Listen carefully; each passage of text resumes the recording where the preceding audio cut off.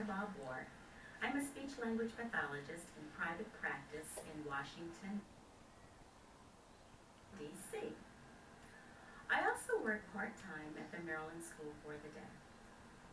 Our private practice is growing, and we're looking for financial advisement for future planning.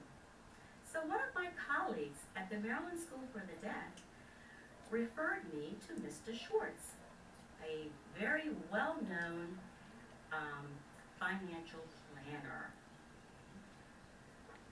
I do know some sign language, but for the nature of this technical conversation today, I prefer to use an interpreter.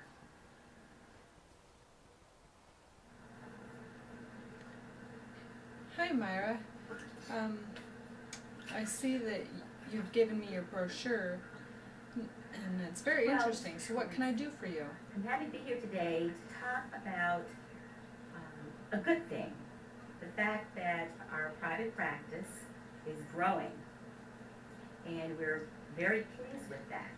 But we need to know, what should we do with the income?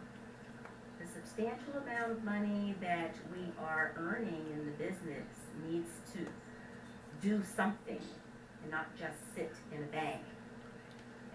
So I'm here to ask you, what should we do? Well, the first thing is you need to write your goals.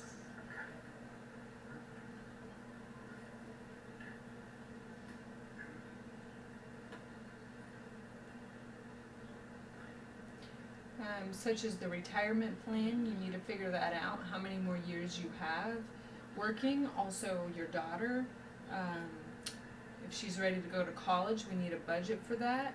Maybe a wedding too, because she's a daughter and weddings are expensive. I'm not sure who's the breadwinner in the family, whether you or your husband, but you need to make sure that there's money. Also, if one of you do pass on, then you need to plan for that as well.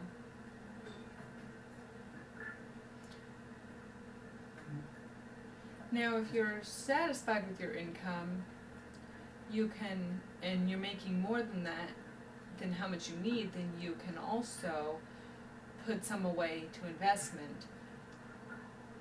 You can also put more into Social Security, and maybe you don't want to retire at the normal age, and maybe you live longer than most people, so you want to make sure that you have sufficient funds for that. Also, you need to know how much you pay taxes and how much you can reduce. Different areas, like if you own a house, then that can reduce your taxes. If you own a business, that can help deduct taxes. If you're self-employed, or if you work on with a salary, or you can also deduct your gas, your car, etc.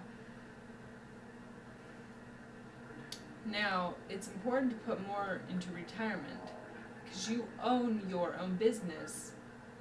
You'll need something called a 401k. And that's a little bit more than other retirement companies.